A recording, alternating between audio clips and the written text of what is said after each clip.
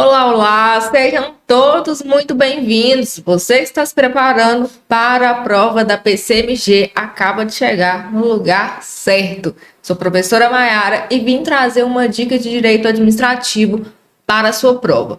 Então, se você não é inscrito no nosso canal, já se inscreva, já ative as notificações para que você seja notificado, avisado sempre que novos conteúdos forem disponibilizados. Nós teremos muita dica boa para a prova da PCMG, tá? Também é importante que você deixe seu like, seu comentário, deixe seu feedback aqui, dizendo qual tema que você gostaria, né, que eu trouxesse como dica para você na matéria de Direito Administrativo, beleza? Bom, pessoal, hoje separei um tema muito importante que a FGV ama cobrar nas provas de administrativo, que são os atos administrativos. Esse tema, ele é bastante completo, então ele pode ser explorado em diversas vertentes pela banca.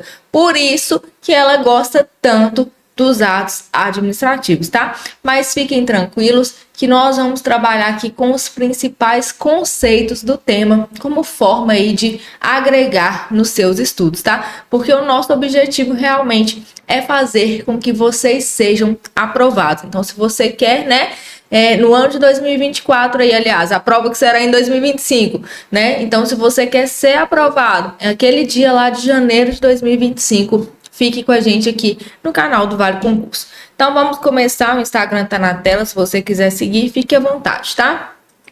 Primeiramente, cheguei aqui e falei, né, que vamos trabalhar com o tema atos administrativos, mas talvez você nunca tenha ouvido falar a respeito desse tema. Você não sabe do que se trata, né, os atos administrativos. Se você já estuda há mais tempo, e eu espero que sim, né, eu sempre digo da importância da gente começar a estudar antes da publicação do edital. Mas tudo bem, né? Se você começou agora, fique absolutamente tranquilo que com o que a gente vai trabalhar aqui hoje, você, né, terá aí uma boa noção para acertar questões de prova. Então, atos administrativos.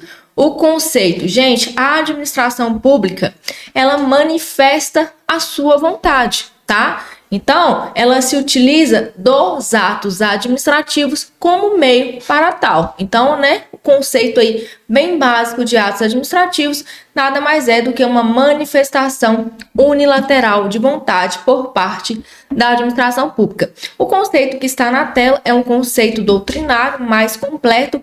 Vamos ler. Ato administrativo é a manifestação ou declaração unilateral de vontade da administração pública, agindo nesta qualidade, ou de particulares que estejam no exercício de prerrogativas públicas, como, por exemplo, na prestação de serviços públicos, né? A gente tem a delegação de serviços públicos, inclusive, né? Tem dica de serviços públicos aqui no canal, se você ainda não assistiu, tá? Procure que já foi, né, disponibilizado para você.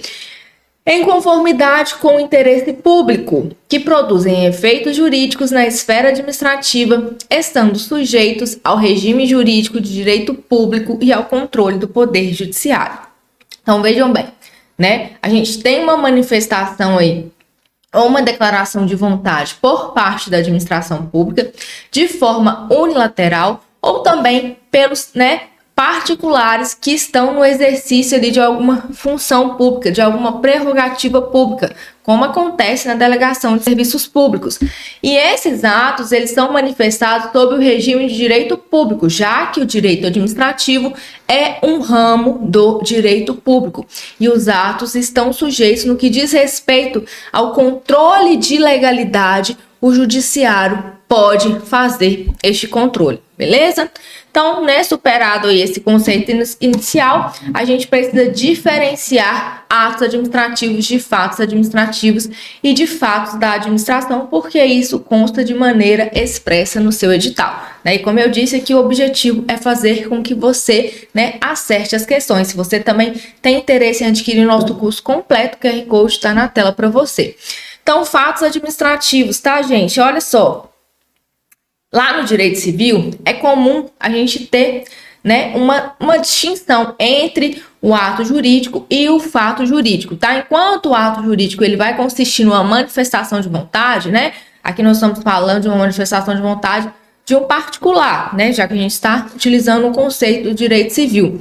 O fato jurídico, ele vai consistir em um evento que não tem nenhuma influência humana, ou seja, aqui no fato jurídico nós não temos uma manifestação de vontade, mas este evento ele repercute no mundo jurídico. Então, quando alguém morre, né? Quando alguém falece, a gente tem o que nós chamamos de abertura da sucessão, que nada mais é do que aquela passagem, né? Dos bens ali do falecido, né? A herança ali. Então, a gente tem essa abertura de sucessão. Então, o tempo que passa acarreta prescrição, por exemplo, caso, né, de dívidas, tá? Então, aqui não tem, né? O fato jurídico são fatos que acontecem sem qualquer interferência humana, mas que causam efeitos no mundo jurídico, tá? Então, eventos da natureza, gente, que não são decorrentes da manifestação, né, ou de declaração de vontade, e eles produzem efeitos no âmbito da administração. A gente tem, por exemplo, uma enchente, né? Uma enchente, igual aconteceu lá no estado do Rio Grande do Sul, né? Às vezes a gente já teve no estado do Rio de Janeiro, na região serrana, em que há deslizamento de terra, várias pessoas ficam desabrigadas. É preciso uma ação ali, né, de contingência dessa situação por parte da administração pública. E isso nós chamamos de fatos administrativos. Então, esses eventos, eles não decorrem da manifestação nem da declaração de vontade da administração pública, mas eles vão produzir efeitos dentro da administração pública. Então, se a gente tem uma enchente, a Defesa Civil ela precisa atuar, ela precisa ir lá e fazer, né, com que as pessoas, às vezes, deixem ali locais que são considerados de risco, vão produzir. Então, os fatos da administração não são declaração, os fatos administrativos, né, eles não são declaração de vontade, eles não decorrem aí, né, de uma manifestação ou de uma declaração por parte da administração pública, mas eles irão sim causar efeitos, né, na administração. E aí a gente tem a diferença de fatos administrativos para fatos da administração. E aqui eu coloquei até um quadro, né, como forma aí de distinguir para que a gente não confunda todos esses conceitos, já que todos eles podem aparecer na sua prova. O fato da administração, gente, são eventos também da natureza que também não vão decorrer da manifestação de vontade ou da declaração de vontade da administração pública, mas os fatos da administração não produzem efeitos no âmbito do direito administrativo. Ah, professora, mas são palavras muito parecidas, fatos administrativos e fatos da administração, mas não são sinônimos. E a FGV já cobrou este tema em prova, tá? Por isso nós precisamos ficar atentos. Então, olha só, recapitulando aqui, ato da administração, né? É gênero que define qualquer ato praticado pela administração pública. Inclui três espécies, né? Os atos administrativos, os atos aí regidos lá pelo direito civil e os atos de mera execução. E aí a gente tem ato administrativo, manifestação ou declaração de vontade unilateral da administração pública, né? Regida aí pelo direito público, tá? E que está sujeita a controle do Poder Judiciário. O fato administrativo são eventos da natureza que não decorrem de manifestação ou declaração de vontade, mas que geram efeitos para a administração pública. E o fato da administração também são eventos da natureza, também não são decorrentes da manifestação ou declaração de vontade, mas os fatos da administração não geram consequências jurídicas no âmbito do direito administrativo, beleza? Eu sei que às vezes é chato nessa parte conceitual, principalmente quando a gente tem que memorizar, mas a nossa intenção aqui é passar no concurso, então se a gente precisa memorizar, a gente vai memorizar, beleza? Aqui, pessoal, nós temos a diferença entre ato administrativo e ato de governo, né? Que seriam os atos políticos, tá? Então, aqui, todas essas diferenciações que eu estou trazendo para vocês, elas são importantes porque já foram cobradas pela sua banca, tá?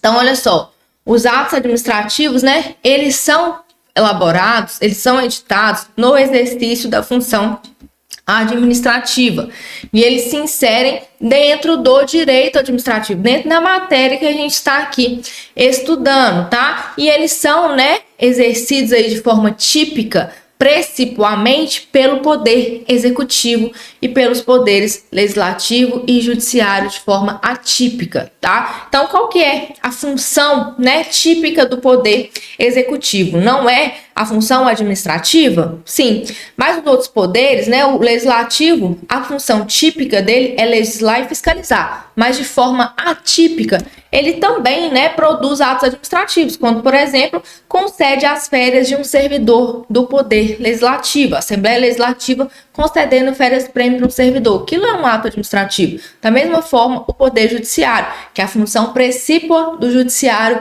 é o quê? De julgar, né? Mas de forma atípica também exerce funções administrativas. Já os atos de governo, gente, esses atos, eles são, né, elaborados, eles são confeccionados no exercício do poder político, tá? Principalmente aí na relação de um poder com o outro ou do Estado com outros países, tá? E eles vão estar inseridos no ramo do direito constitucional, beleza? E são feitos aí preponderantemente, né, pelo executivo, mas também a participação do legislativo. Por quê? No caso aqui do exemplo que a gente tem de um ato de governo, seria uma declaração de guerra, né? Para declarar guerra é necessário o quê? Que o Congresso Nacional autorize essa declaração de guerra, beleza?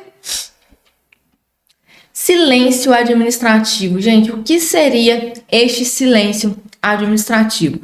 Olha só, a FGV, ela gosta desse tema aqui, tá? Diversos editais, né, de concursos elaborados recentemente aí pela banca, ela cobrou, inclusive no edital da Polícia Penal da Bahia, silêncio administrativo apareceu de forma expressa. Então, é um tema que ela também tem bastante predileção. Então, o que acontece? Em determinados casos, né, a manifestação de vontade da administração pública, ela vai ocorrer por meio de uma atitude omissiva. Ela vai se omitir ou ela vai ficar inerte, tá? E isso será considerado uma manifestação de vontade. Sabe aquela máxima? Quem cala consente? Pois é, exatamente isso, né? Traduzindo aí em termos mais populares, que o silêncio administrativo consiste, tá? Então, o silêncio administrativo é uma conduta omissiva da administração que vai produzir efeitos jurídicos.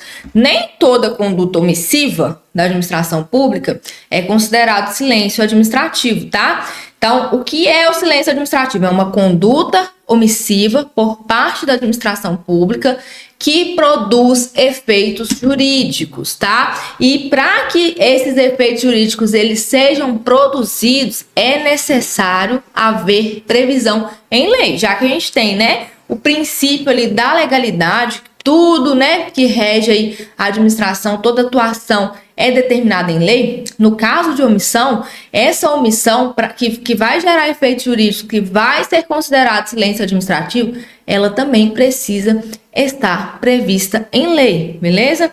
Então, aqui, né, a gente sabe que não é toda e qualquer omissão que irá ser considerada um silêncio administrativo, tá? Então, quando, né, aqui, olha, embora o silêncio administrativo possa resultar em efeitos jurídicos para a administração, quando houver previsão legal, não poderá ser considerado como ato administrativo, tendo em vista que não decorre de uma manifestação ou declaração de vontade.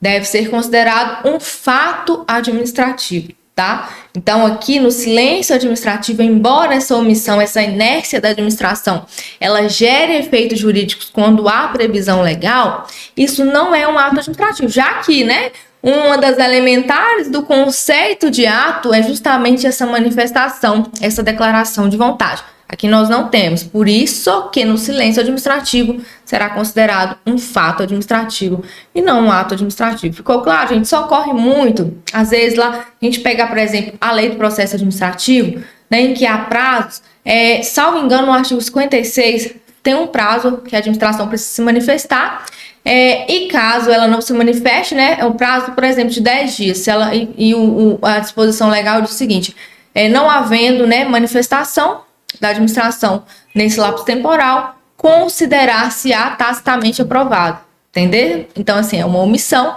mas é uma omissão que vai gerar efeitos jurídicos, porque a própria lei previu essa possibilidade, ok? Agora, falando, né, de atos vinculados e atos discricionários, tá? Em relação ao critério de liberdade. Gente, o ato vinculado é aquele em que não há, né, margem de liberdade para que o ato seja praticado. Então, a lei, ela estabelece um único comportamento possível de ser adotado.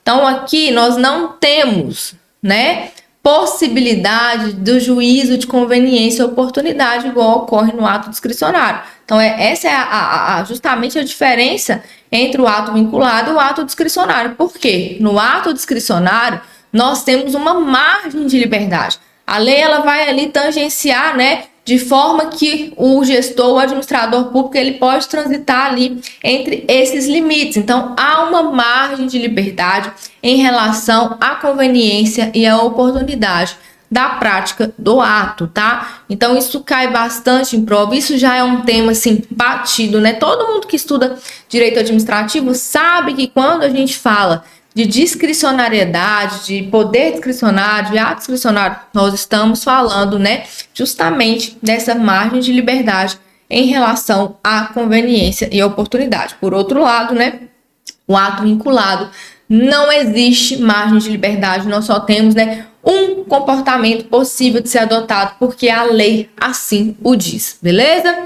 Então, vamos em frente. Atos gerais e atos individuais, isso é em relação aos destinatários. Então, aqui fica tranquilo também, né? Esses conceitos, pessoal, eles são importantes porque, né, como são muitos conceitos, o que a banca gosta de fazer? Ela gosta de cobrar. Foi justamente o que eu disse no início da aula. Por que a FGV, não só ela, como outras bancas, gostam bastante de atos administrativos? Porque a gente tem uma gama de assuntos possíveis de serem explorados em nossa prova. Então, o ato geral é aquele que não possui um destinatário determinado, tá? Eles são abstratos e impessoais, né? Eles se destinam a todos, né, de forma indeterminada, tá? Todos os indivíduos que vão se enquadrar na situação que ele prevê, tá? Então, esses são os atos gerais. A gente tem aqui como exemplos instruções normativas, regulamentos e as circulares. Já o ato individual ou especial, né, quanto aos destinatários, o ato individual pode aparecer na sua prova com o nome de ato especial. E a gente precisa saber dos sinônimos, porque por vezes a FGV ela cobra sinônimos, sabendo que o candidato ele decora ali, né, o nome principal e às vezes os sinônimos ele deixa um pouco de lado, ela vem e coloca sinônimo, tá? Então trata-se de ato que concreto, é dirigido a pessoas determinadas, certas, né, conferindo direitos ou obrigações que vão estar previstas em lei, tá? Então aqui, né, a gente tem como exemplo a licença, autorização, né, autorização de uso de bem público e as sanções administrativas, tá? Ato simples, ato composto e ato complexo. Esse aqui, dentro das classificações dos atos administrativos, é um dos temas, né, que mais cai, tá? Quando a gente fala de classificação de atos administrativos. O que acontece? Perdão. O que vai definir se um ato é simples, se um ato é composto, se um ato é complexo, é a quantidade de manifestação de vontade, quantos órgãos são necessários manifestarem vontade para que o ato ele seja formado, tá? Então, começando aqui com o ato simples, gente, o ato simples ele decorre da manifestação de vontade de apenas um órgão público. E este órgão, ele pode ser singular ou ele pode ser colegiado. Então, se a gente pega ali uma Assembleia Legislativa, por exemplo, né, em que juntam ali todos os membros, né, todos os deputados, e ali vai ocorrendo as votações, a gente vai ter a formação de um único ato administrativo, porque ele é um órgão colegiado, tá? A Assembleia é um órgão colegiado. Então, não confunda, né? A FGV, ela ama casos concretos, tá? Ela ama vir, contar uma historinha e pedir para você, né, marcar ali o que ela tá querendo. Então, se ela vem e fala que um ato foi formado na Assembleia Legislativa, depois da votação, né, da manifestação de vontade dos deputados estaduais, chegou-se à conclusão, tá, gente, a Assembleia, embora seja um ato um órgão colegiado, As manifestações de vontade, né, é da Assembleia, um órgão apenas. Então, o ato é simples, tá? Então, o ato aqui, no ato simples, ele vai estar formado pela manifestação de vontade do órgão. E ele não depende de aprovação de outro órgão, tá? Então, aqui, né, é um ato de manifestação de vontade simples. O ato composto é o seguinte: no ato composto, a gente vai ter uma manifestação de vontade principal, né? Então, vem um órgão e manifesta ali uma vontade principal, só que a gente precisa de uma manifestação de vontade acessória. Então, a gente diz que a gente tem um ato principal e um ato acessório, formando um único ato, tá? Então, acontece muito o quê? Com a homologação, com o visto, né? Então, aqui, a manifestação de vontade, em regra, né, a acessória, ela é editada por um órgão superior, mas dentro da mesma estrutura hierárquica, tá? Daquele que manifestou a vontade principal. Então, a gente tem o que mais confunde os candidatos é o ato composto com o ato complexo. Vejam só, aqui no ato composto a gente tem, né, formar um ato. Só que a gente tem uma manifestação de vontade principal e a outra acessória. Normalmente dentro da mesma estrutura hierárquica, dentro ali, né, do mesmo órgão ou da mesma pessoa jurídica. Então, a gente tem como exemplo um ato, um ato que vai homologar, né, o ato principal, tá? Então, a gente tem ali, na fase de concurso público, por exemplo, né, a gente tem diversos atos administrativos, no final ali a gente tem a homologação do concurso, né, que seria o ato acessório. Tá? Então, lembre-se, né? É um ato principal e um ato acessório. No ato complexo, gente, nós temos manifestação de vontade autônoma de 2 ou mais órgãos diferentes. Então, aqui, para que um ato seja formado, a gente tem a manifestação de vontade do ato do órgão A, do órgão B e do órgão C, ou do órgão A e B. Tem que ser, no mínimo, 2 órgãos manifestando vontade para que forme apenas um ato administrativo. Você sabe qual que é o exemplo mais cobrado em prova em relação ao ato complexo?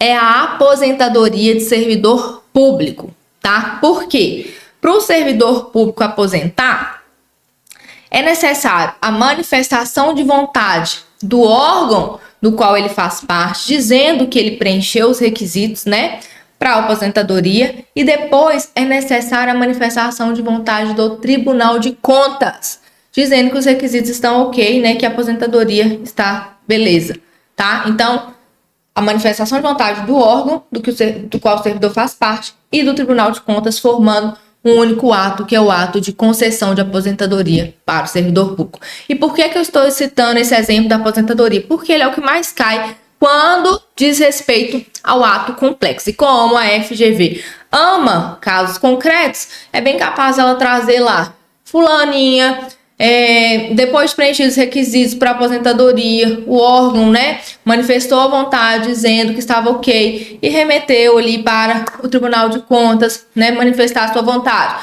Com relação à formação do ato administrativo, trata-se de um ato. É assim, tá, gente? Então, aposentadoria de servidor público, ato complexo. E o ato complexo, né, depende da manifestação de vontade de 2 ou mais órgãos. No composto, não. A gente tem uma manifestação de vontade principal e a outra acessória, tá? Pode acontecer até dentro do mesmo órgão, né? Ali numa situação de hierarquia, tá? Aqui não, a gente tem um órgão e outro órgão diferente, que é o que acontece no complexo. Ato válido, perfeito e eficaz. Gente, o ato válido é aquele que está em perfeita harmonia com o ordenamento jurídico. Então, ele cumpriu todas as etapas, né? Ele cumpriu todas as normas ali aplicáveis à sua edição. Então, o ato válido é aquele que está de acordo com a lei, que a lei determinou para que fosse, né, editado este ato, tá? O ato perfeito, ele concluiu todas as fases necessárias para a sua produção. Então, o ato válido é aquele que está de acordo com a lei, o que a lei determina para que ele seja, né, produzido. O ato perfeito é aquele que cumpriu todas as fases necessárias para a sua produção. E o ato eficaz é aquele que está apto, né, a produzir os efeitos jurídicos, tá? Então, O ato, né, eficaz é aquele que já produz efeitos, né, ou que está apto a produzir efeitos no mundo jurídico, beleza? Então, aqui também, né, é outra classificação importante para a nossa prova.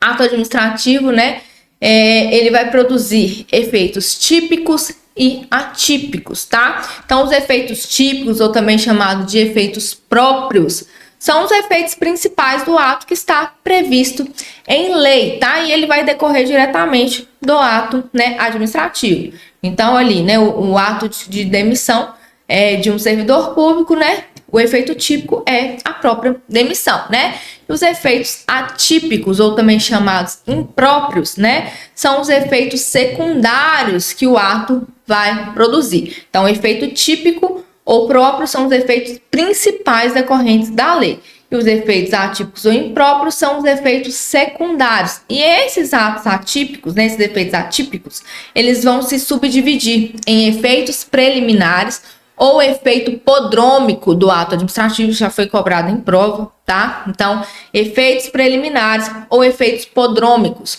Normalmente aparece mais com o nome efeito podrômico, que é para, né, dar uma ênfase ali e assustar o candidato, tá? Mas não tem nada demais aqui neste conceito. Então, os efeitos preliminares ou efeitos podrômicos do ato, né, são os efeitos que são produzidos durante a formação do ato administrativo. Então, por exemplo, a gente tem a elaboração do parecer, né?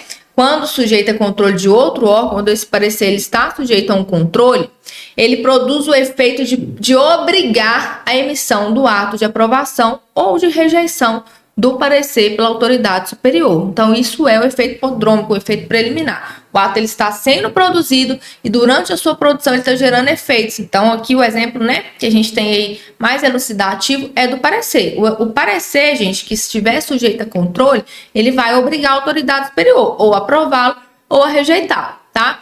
E os efeitos reflexos também, né, são outras espécies aí de efeitos atípicos, tá? Então, os efeitos reflexos, eles são os efeitos produzidos em relação a terceiros que não estão, né, que não fazem parte da relação jurídica que está ocorrendo entre a administração e o principal destinatário do ato administrativo. Então, como exemplo aqui eu coloquei, né, no caso aí de uma desapropriação de imóvel que foi locado, que foi alugado a um terceiro, tá? Então ali, né, a gente tem a desapropriação, né, retirando a propriedade do proprietário, mas o efeito reflexo, né, como efeito reflexo, o locatário também será atingido aí, né, embora ele não faça parte dessa relação de desapropriação, beleza? Então, aqui, né, a gente já passa para os requisitos aí do ato administrativo, tá? E também, né, fala um pouco dos atributos.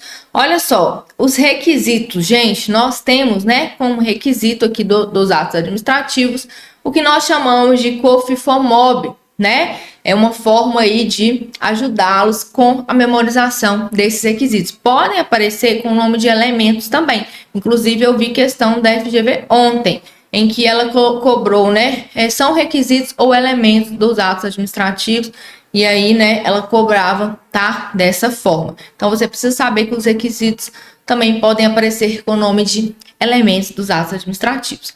Então, o primeiro requisito que a gente tem é a competência. Nós vamos falar um pouco dela. A finalidade, a forma, o motivo e o objeto. A competência, gente, é a atribuição para a produção daquele ato administrativo. E esta competência, ela está delimitada, ela está definida pela lei, tá? Então, a lei é quem vai determinar quem é o agente competente para a produção do ato administrativo. A finalidade, gente, a finalidade imediata de todo o ato administrativo é sempre o interesse público, tá? Então, o interesse público vai aparecer como finalidade imediata em todo e qualquer ato administrativo. E os efeitos imediatos, a finalidade imediata é o que se busca alcançar, atingir com a prática daquele ato administrativo, tá? A forma, gente, a forma em regra, né? A forma ali dos atos administrativos, ela é por escrito.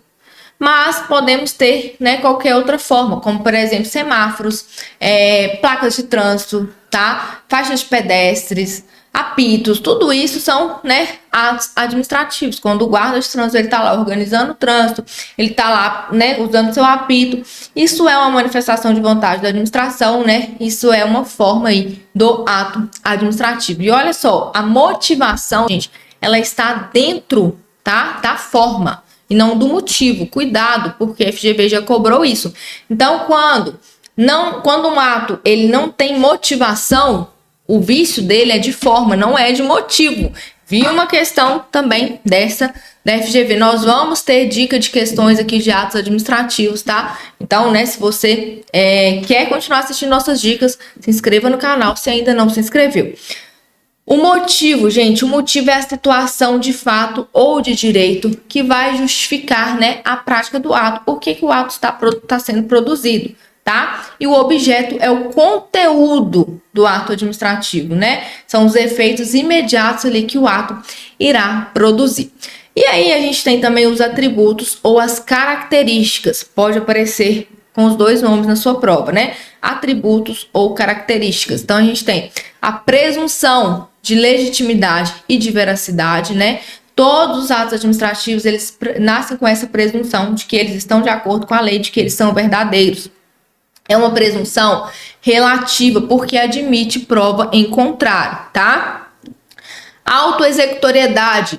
O ato administrativo, ele pode, tá, em regra, ser executado diretamente pela administração pública, sem que seja necessário intermediação do Poder Judiciário. Então, a administração pública ela pode ir lá e, por exemplo, recolher mercadorias vencidas de um supermercado sem que ela precise se socorrer, né, pedir autorização do judiciário para tal. A tipicidade significa que todo ato administrativo ele deve estar previsto expressamente em lei, tá? Nós temos uma única autora que fala desse atributo, que é a Maria Silva Zanella de Pietro. Como ela é uma autora renomada, isso começou a ser cobrado em prova. Alguns doutrinadores discordam dela, dizem que já que a gente já tem o princípio da legalidade, né, que já fala que a administração só atua quando houver determinação em lei, a tipicidade seria basicamente a mesma coisa. Mas, né, a gente precisa saber que nós temos aqui esse atributo, que é o da tipicidade. Todo ato tem que estar previsto em lei, porque a FGV já cobrou. A imperatividade significa que o ato, gente, ele é imposto pela administração pública, independente da anuência, da concordância do particular. Beleza? Então, pessoal, assim nós vamos encerrando aqui a nossa dica de hoje. Eu espero que vocês tenham gostado, tá? Nós vamos ter aí bastante questões também aqui no canal de atos administrativos. Então, se você gostou, né, deixa o seu like, o seu comentário e eu os aguardo aí na nossa próxima dica. Bons estudos, até mais. Tchau, tchau.